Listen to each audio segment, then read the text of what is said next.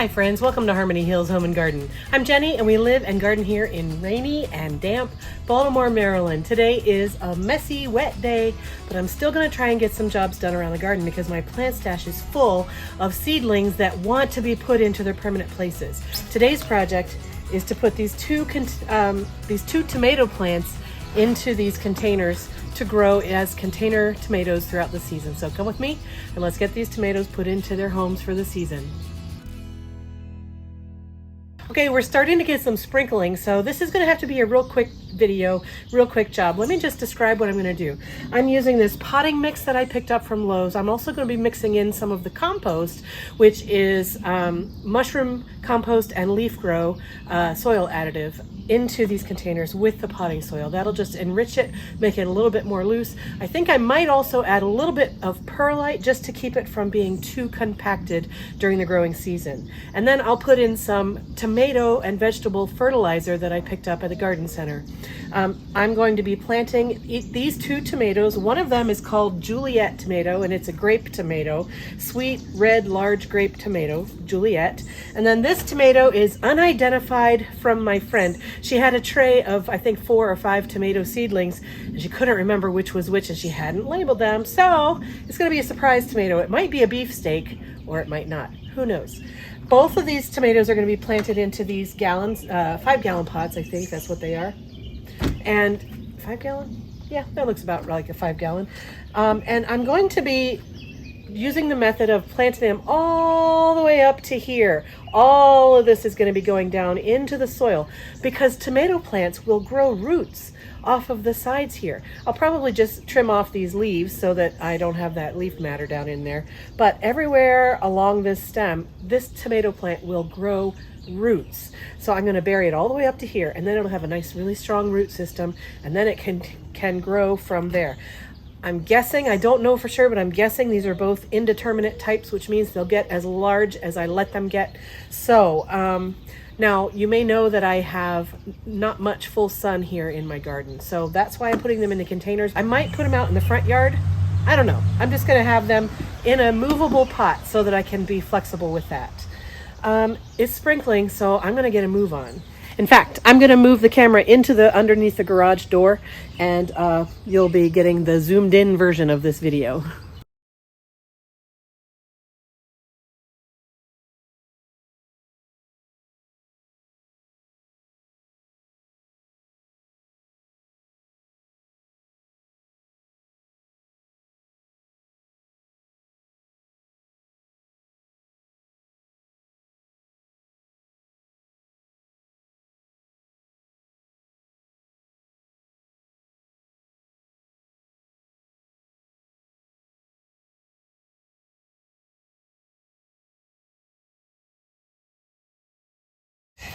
So both pots are filled with this mix of potting soil and compost and perlite.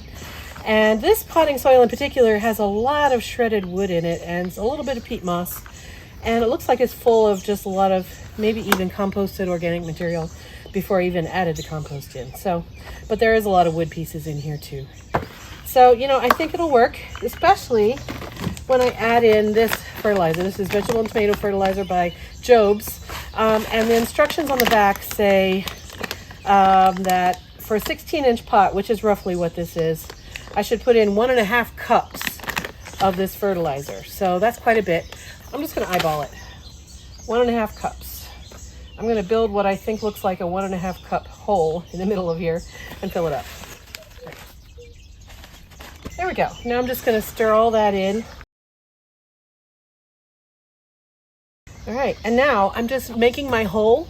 I'm going to make it nice and deep so that it can accommodate this really tall stem that I've got going on this tomato. All right, this is my Juliet tomato. It looks like it's got a little bit of rust on the leaves, so I'm definitely going to take those off before I plant them under the soil in case it is a disease of some kind. But the top leaves look gorgeous, so I'm going to go ahead and leave all of these top leaves on and plant all of this underneath the soil.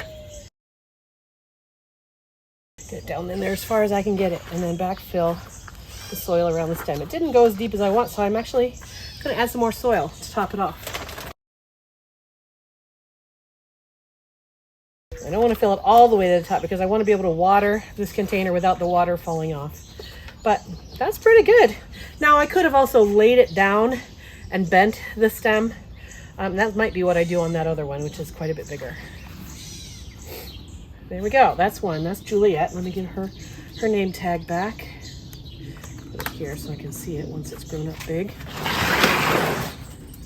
And now the unknown variety that I got from my friend Wendy, so I'll call it my Wendy. I'll just have a couple of girl tomatoes this year, a Juliet and a Wendy. And we'll see what Wendy ends up being. Thank you, Wendy, for giving me the plant. I told her she wanted to give me all of them that she had, but I don't have enough sun for that many tomatoes, so I told her, nope, just give me the one.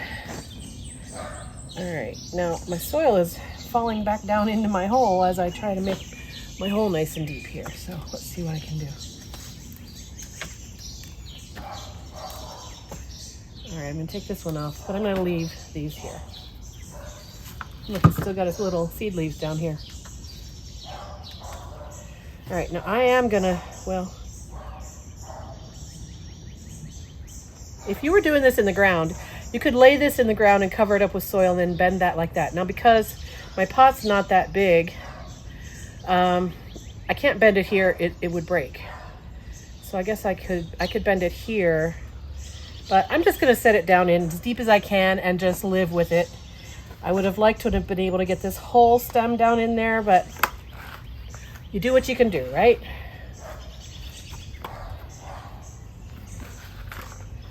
All right, and I am gonna put a little bit more soil in there just like I did the other one.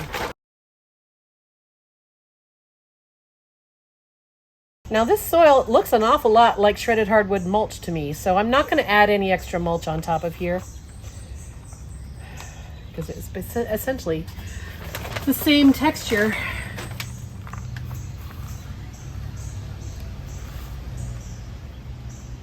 All right, there we go.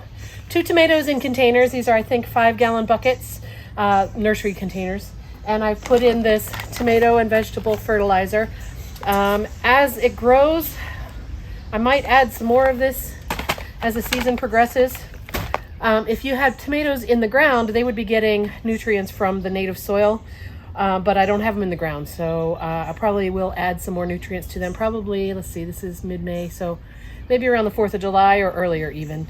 I might add some more nutrients into here, maybe once a month throughout the growing season. So there you have it. Now it's just a matter of finding a sunny spot to put them in. And because they're in containers, I can move them around at least until they're too big to move easily. As far as staking is concerned, I